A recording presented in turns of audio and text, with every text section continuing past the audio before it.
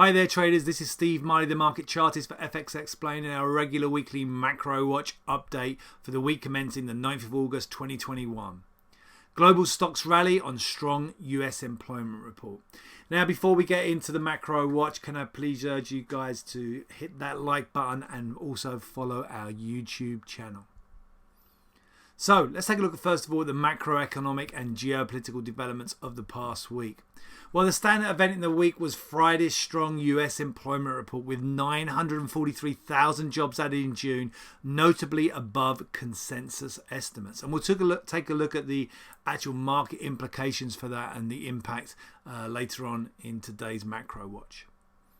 Thursday also saw the Bank of England meeting in a slightly more hawkish tone, with the Bank of England stating that some modest tightening of monetary policy over the forecast period is likely to be necessary. We also, earlier in the week, got global PMI data, which was mixed, but with a notable beat for the US ISM services PMI data. And also earlier in the week, we got slightly hawkish comments from Fed members Clarida and Waller, which added to modest upward pressure that we saw on yields, particularly on Friday after that US employment report. The ongoing global spread of the COVID-19 Delta variant, though, has left markets somewhat vulnerable to sporadic risk-off moves. Let's take a look at those global financial market developments then for the past week ending 6th of August. While the Dow was sideways for much of the week, slight dips again on those Delta variant concerns, positive on the ISM data, and then a bullish end to the week, leaping higher after the US employment report to a record level. US 10-year yields were pushing higher earlier in the week through midweek to higher yields, with lower yields being questioned, and we saw a sprint to higher yields on Friday after that US employment report, with the US 10-year yield pushing back up to 1.30%.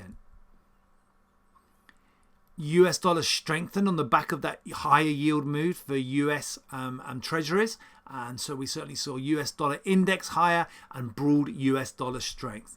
And that in turn impacted the euro with a significant sell-off in the euro. The euro is already rolling back lower versus the dollar earlier in the week, but a plunge lower, taking EUR USD back down to recent lows, targeting important support around the 117, then maybe as deep as 116 going into this week and August.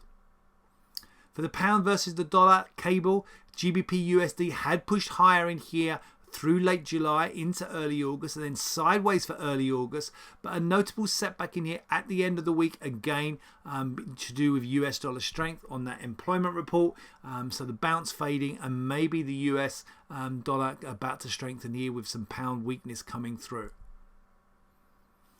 Gold plunged lower on Friday. It had already rolled lower again earlier in the week, but plunged lower on Friday on the back of the fact that the US dollar strengthened through the strong US employment report.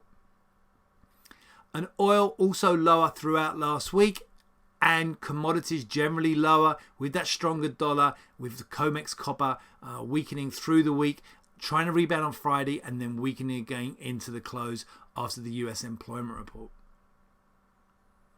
So let's take a look at the week ahead, the week commencing the 9th of August. Well, we're going to continue to monitor the global spread of cases of the COVID-19 Delta variant and watching for further easings of the global lockdown. On the central bank side this week, we get the Reserve Bank of Australia minutes published on Tuesday and the Reserve Bank of New Zealand interest rate decision and statement on Wednesday. And on the data front, Monday brings Japanese GDP and Chinese industrial production and retail sales. We get those RBA meeting minutes Tuesday with the EU employment change in GDP also. Wednesday brings the RBNZ interest rate decision and statement.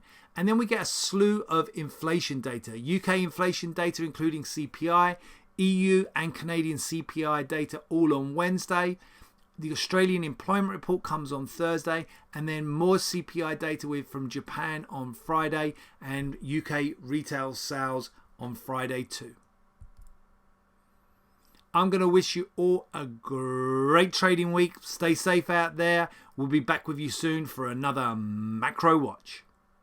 So traders, don't forget to catch us on the next FX Explained Macro Watch and all the great content on fxexplained.co.uk.